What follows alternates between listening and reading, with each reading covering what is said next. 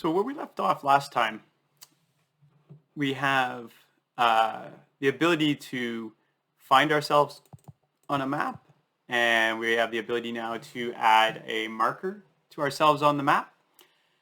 But now it's time to integrate this whole map piece back into our existing application, because our goal here was to be able to find a restaurant on a map. So let's go back now into our activity. And the first thing we're going to do is we want to reconfigure our application such that it's going to go first to authenticate our user and then go to our list of restaurants. So let's get that working. So if you remember, the Android manifest is where we defined our user permissions, and we also included this intent filter, which will be used to call the first activity. So right now it's on the maps activity, and we did that for testing and exploration. But now that we want to go back to incorporate that, I'm going to cut that out of the maps activity. And I'm going to go down to our sign-in activity and paste it in down here. So now when our app runs, it should go to our sign-in activity. So let's make little changes and test as we go. So now it should go to our sign-in activity.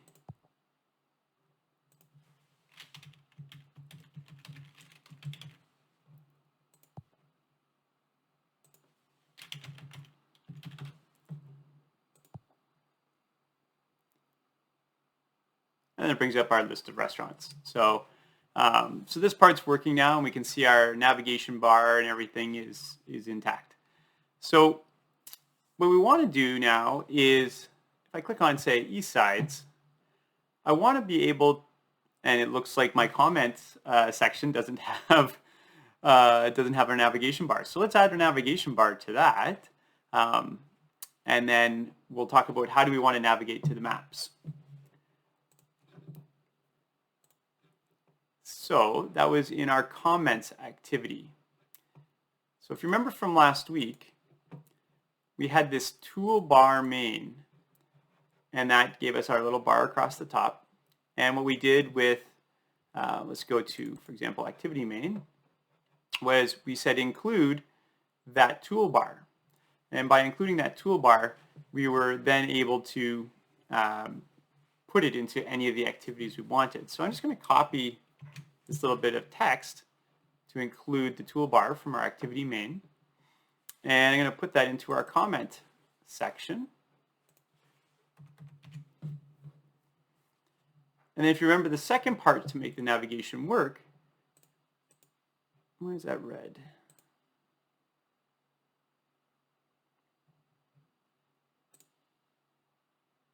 Oh, because I'm in the items. I'm in the items comment. That's why. I want activity comment.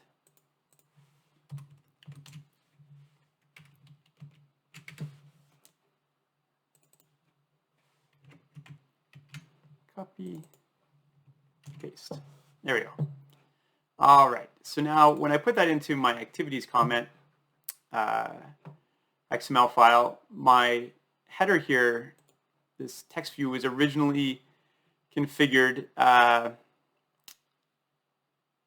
to basically be at the top of our scene. So what we're going to do is we're going to say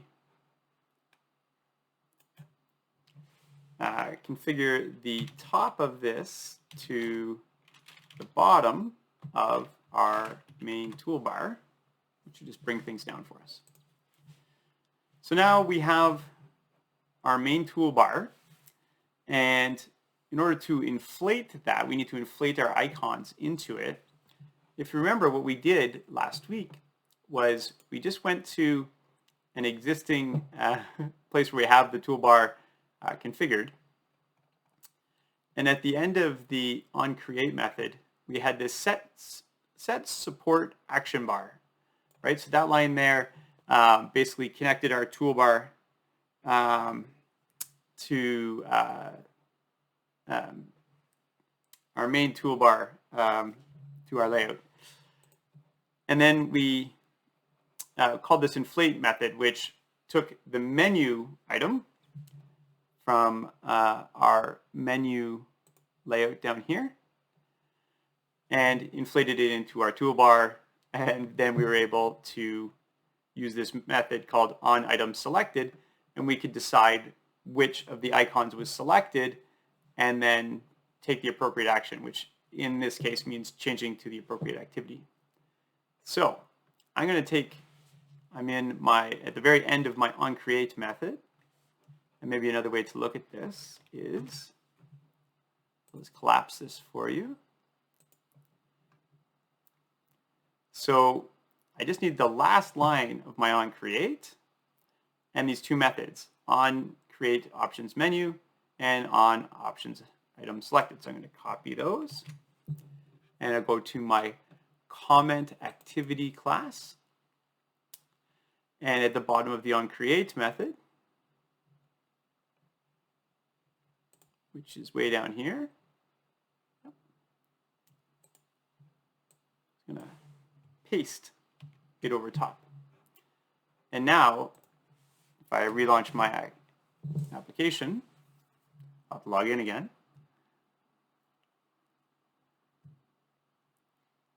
So I think what I'm going to do to streamline this is I'm going to sign in with Google, because Google will allow me to keep signing in.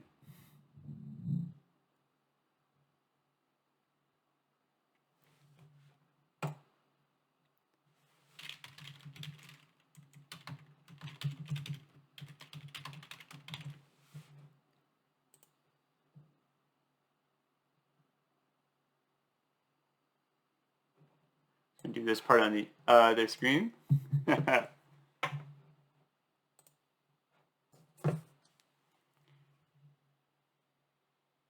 So now do my two-factor authentication.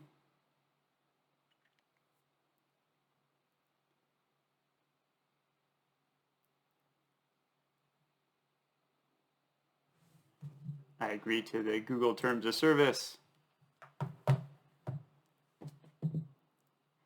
So now it should just auto log me in. So I shouldn't need to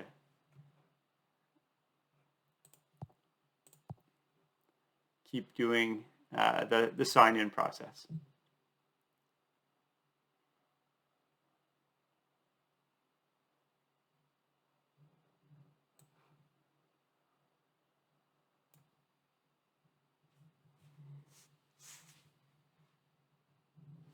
Okay, so now we have our list of restaurants. Click on Eastsides.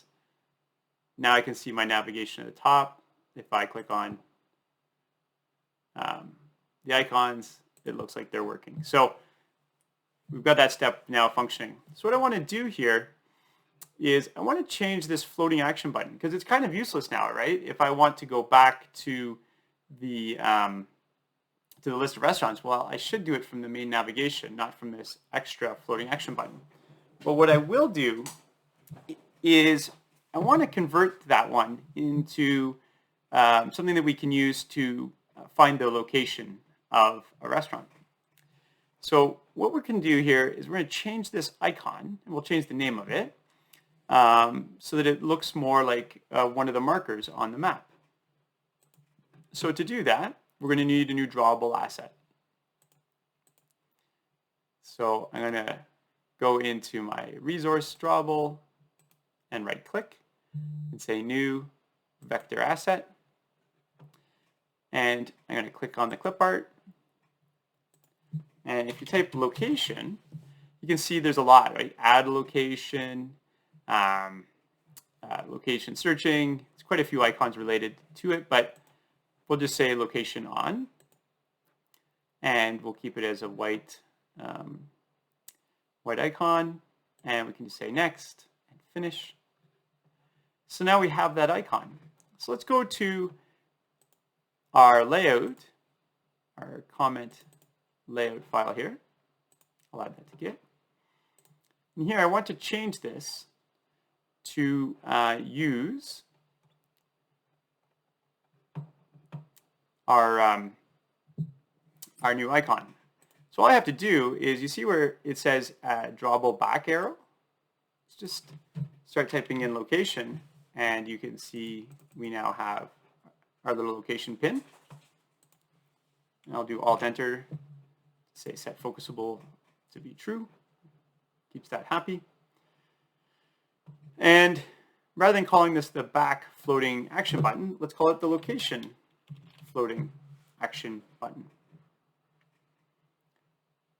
Okay, so just made really a couple changes here. So we have a different icon and we've updated the ID. And then all we have to do is go back into our comments page and update it, our activity, comment activity, such that it knows that when we click on this, it should take us to the maps page. So let's get that done. So comment activity, and here we already have click listener set up.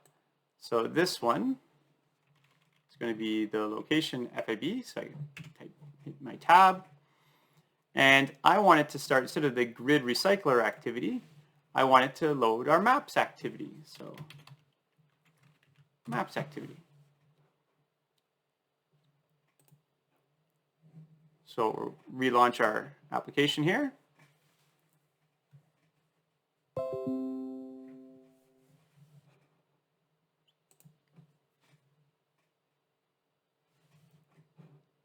Oh, I thought it was going to auto sign in. Have to push the button. So we go to East Sides, and now we have our location floating action button. When we click on it, it brings up the map. So that's good. It shows the map and it shows where we currently are, but it doesn't show East Side Marrows, and we've now lost our navigation. So our only way back is the back arrow. So we need to modify this, this layout file to include some information at the top.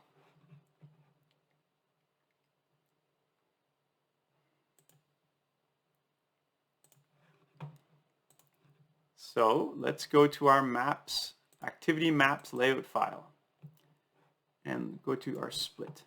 Now one of the things you'll see here is that it's actually a fragment.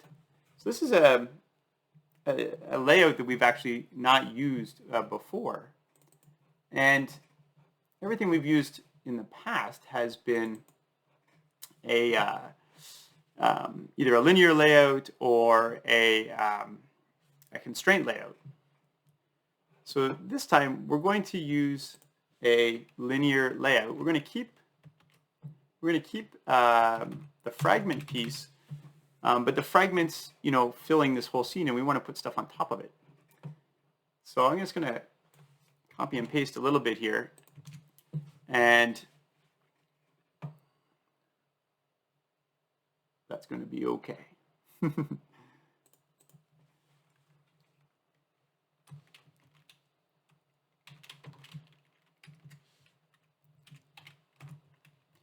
So what I'm doing is I'm building a linear layout, and then I'm going to put the fragment inside of it.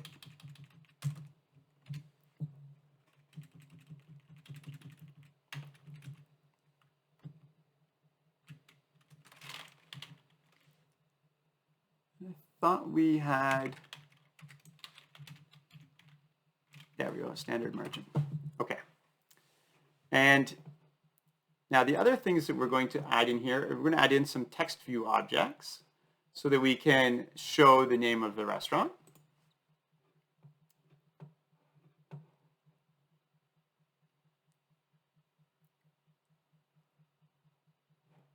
Oh, sorry, I made a mistake. I jumped on my wrong reference file.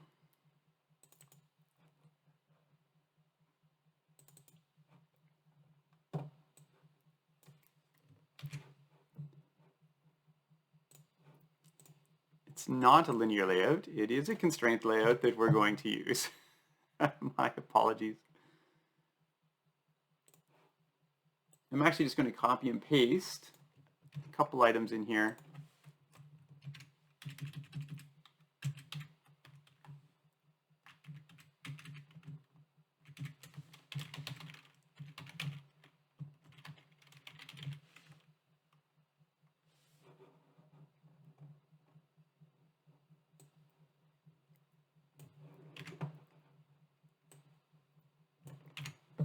There we go.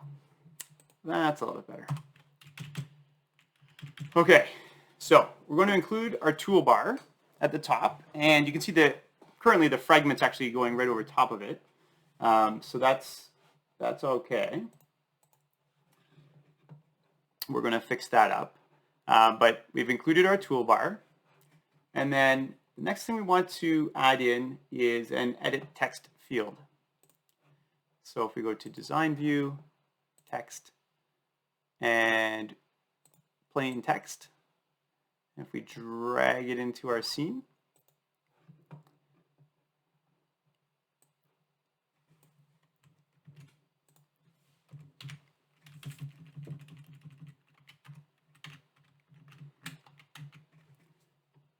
so this is going to be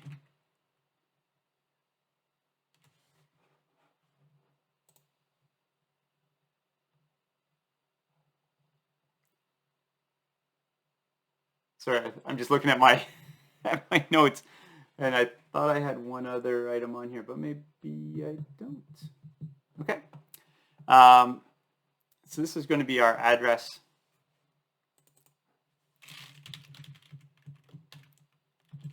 edit text.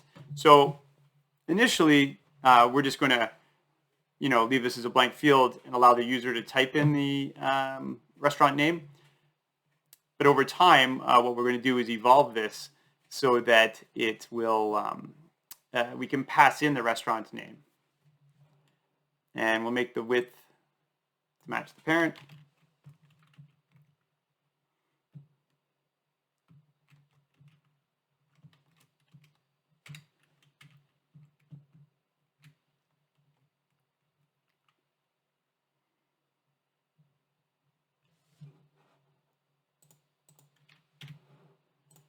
And we can add a hint.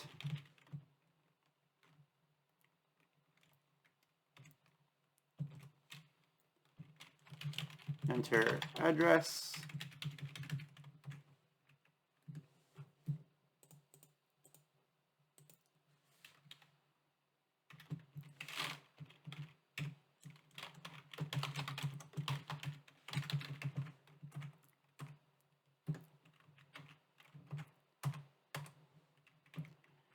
Okay, and start to the start of parent and to the end of the parent. And what we need to do is we're going to put it underneath the toolbar. So it's going to be top to the bottom of our toolbar.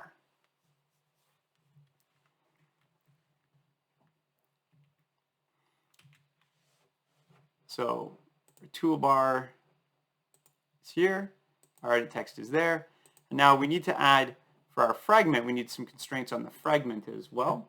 And actually, sorry, we're going to need a button as well. So let's grab a button here.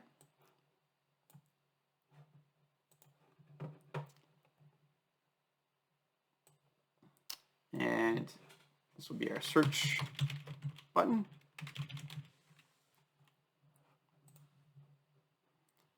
And much like the others, start to start of parent, so center it. End to end of parent. And I want it to go underneath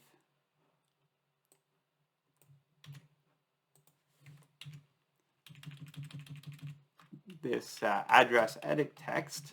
So I'll say top to bottom of the address edit text. And we'll do the same type of thing for our fragment. Start to start of parent and to the end of the parent. And then we want the top to the bottom of our search button.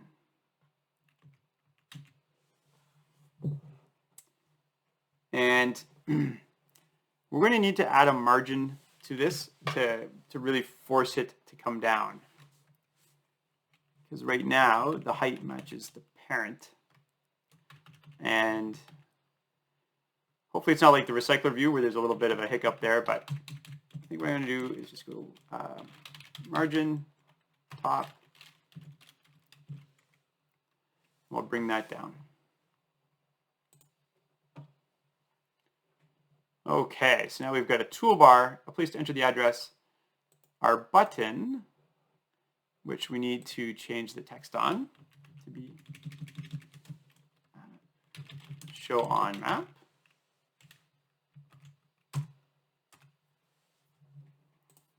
And why is this complaining? Okay. So we can just say that this is a fragment.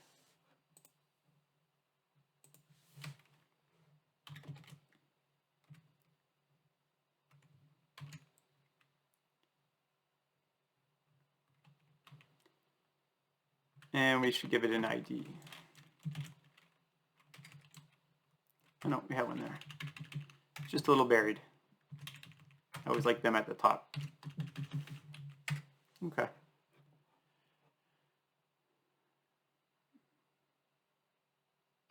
That's fine. We're going to let it be. All right, so now we have a functional layout. We need to now create the ability for our map to actually show a location. So first, let's just test that we didn't break anything with updating our layouts.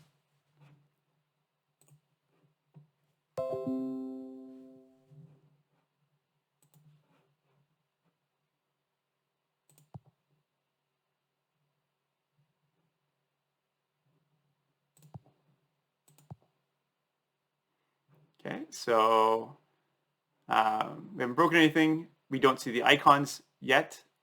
We need to add the icons to our toolbar. So let's do that. So in our maps activity, let's go to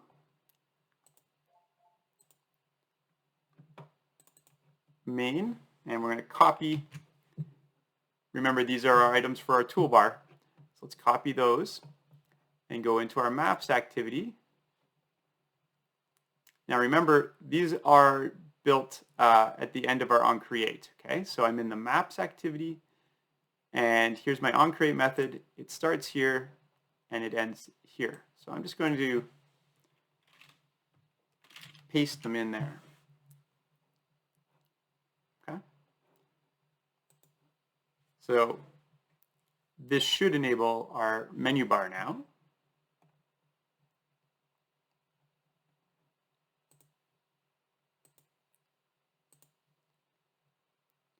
And I think I want to make sure all of our actions are available to us.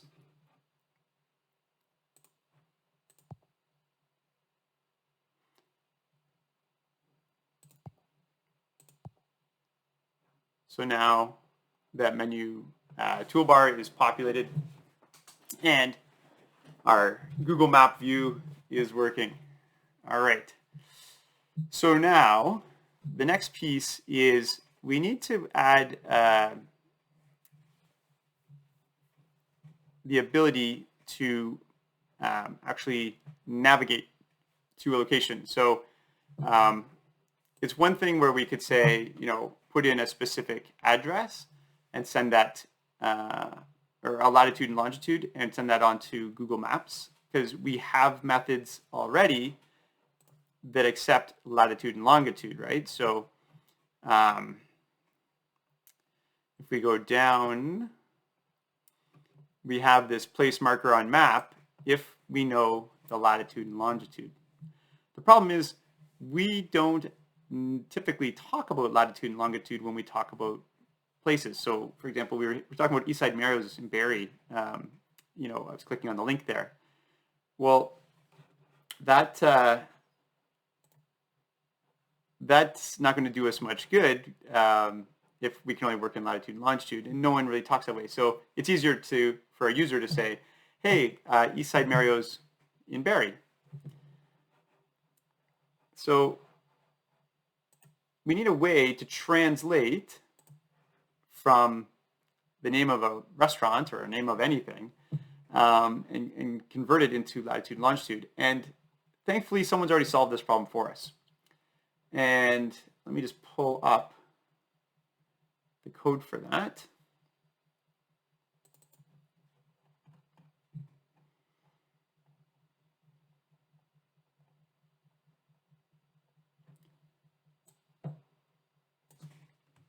Copy it.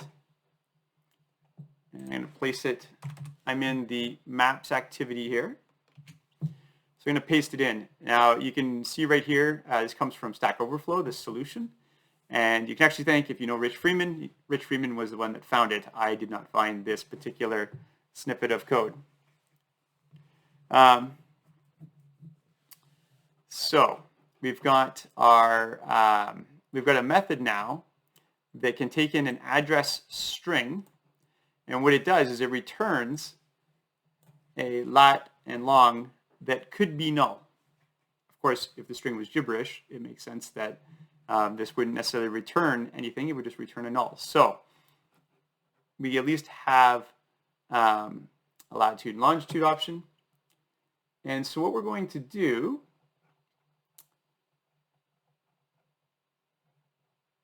is we are going to, up in our onCreate method, I'm going to scroll up here. Oh, in terms of typing all this out, you can type it out just by watching the video. You hit pause, you can type it out. Or the other option would be just go to my GitHub and grab it. It's up to you if you want to type it or not. So what we're going to do is up here in our onCreate method. Okay, so again, onCreate is what gets called when an activity first launches. We are going to set up a listener for that search button, right? So it's still up. If someone clicks on Show on Map, I want to read whatever is in this address bar and send it to that method to try to figure out the latitude and longitude and then update the map. So I'm going to say binding, and then this gives me my search button, and I can set the on-click listener. And if someone pushes that, then I want to call a method called update location.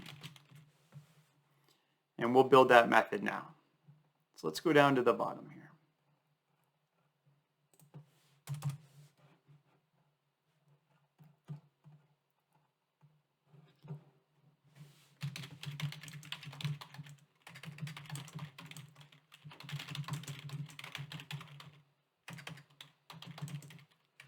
It's not really going to update. It's going to, we'll add a marker on the map.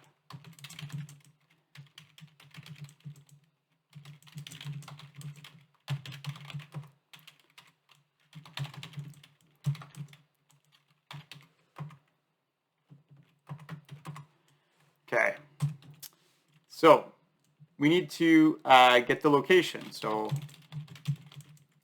I'm going to say location equals get location from address. Okay, so that's going to call this method that Rich found on Stack Overflow. And it requires the context, which is this, and it requires the string address. So we're going to pass that in. Where do we get that? Well, we go to our binding class, we go to the address edit text, we get the text, and we convert that to a string. So now, if all goes well, we have a location. So we can say if the location does not equal null,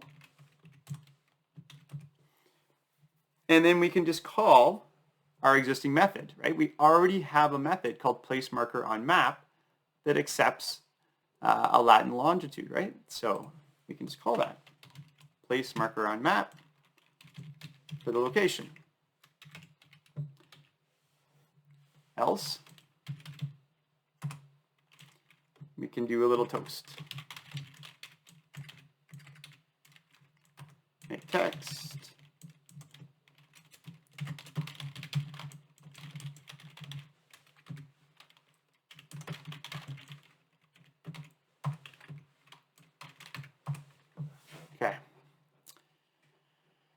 So that's all we do, right? So when the search button is pushed, we call this method.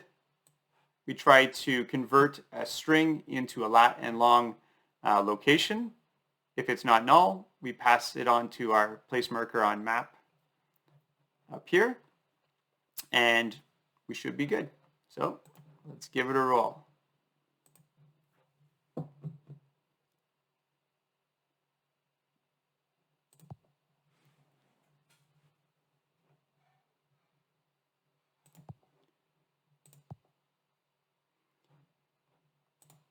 So now, if I type East Side Mario's in Barrie, show on map, it took me to the South End location. If I zoom in, see there's Maple View, and I think it's Bryan, and there's East Sides and the hotel. Whoops, I went a little aggressive with my scrolling there. And the Marksburg Warehouse and whatnot. So it works. Now, how it arrived at North End versus South End, I don't know. I suspect if we added more detailed, like I don't know if we can say Bayfield Street in Barrie.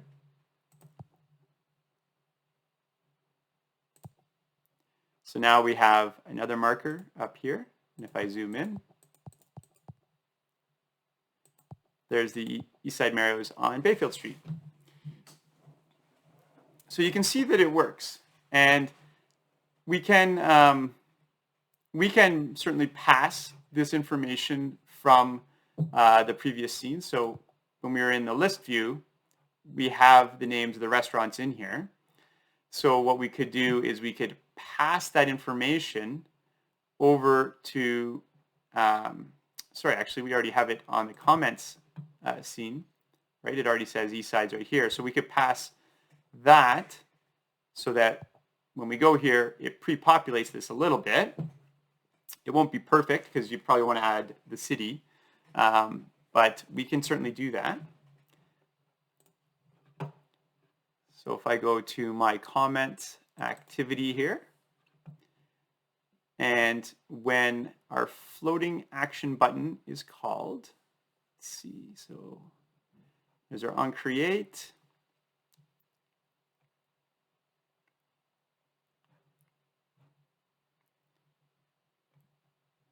Here we go. Here's our location floating action button. So what we did here is we just said start activity and we passed the intent right in. So that doesn't give us an opportunity to throw additional information with it. We could do this. We can say val intent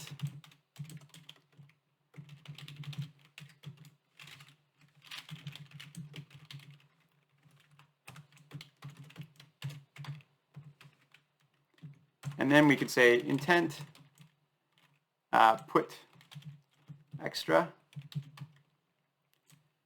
and in here we could say restaurant name,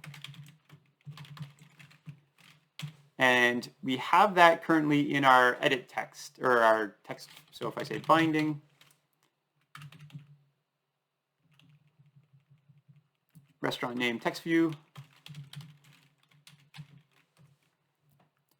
text to string, and then we'll start the activity.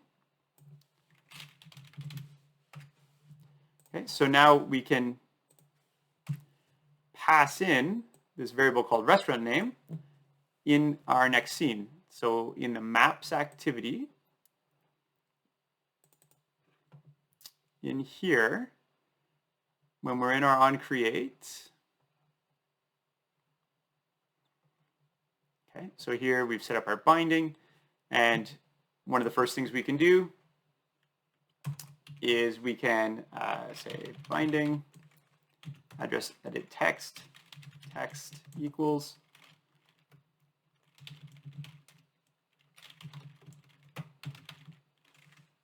get string extra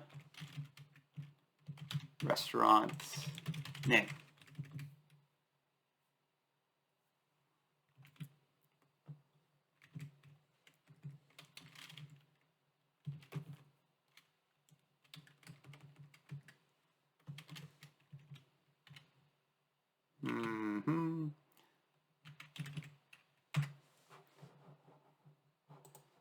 I'm obviously a little tired. Let me look at my notes.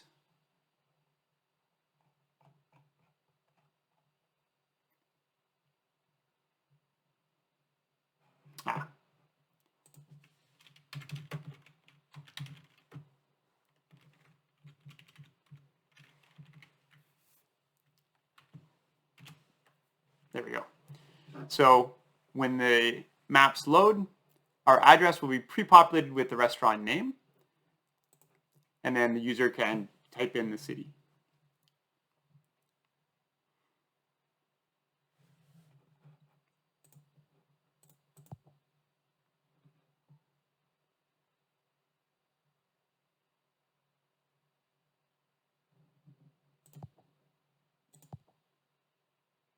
So you see it says East Sides, and then you could put in the city. And it would show on map. So that's it for this week. As I said at the introduction of this week's class, thanks again for being flexible on it being a pre-recorded video series versus a live class.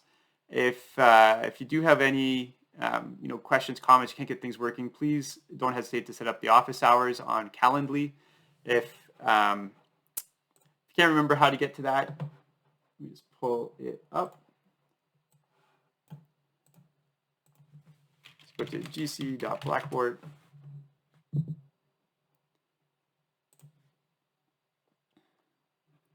So under faculty information, you can see a very squished picture of me, and you can see book time on calendly.com. And if you just click on that, it's going to show you the hours that are available. So you can see I've got Friday and 3 days next week. And there's lots of times available on Friday. So I'm certainly available to help if I can with any little hiccups that you're having. Otherwise, I'm going to keep crunching through marking your assignment 2. And I strongly encourage you, keep working away on assignment number 3. And don't forget the quizzes. Thanks so much.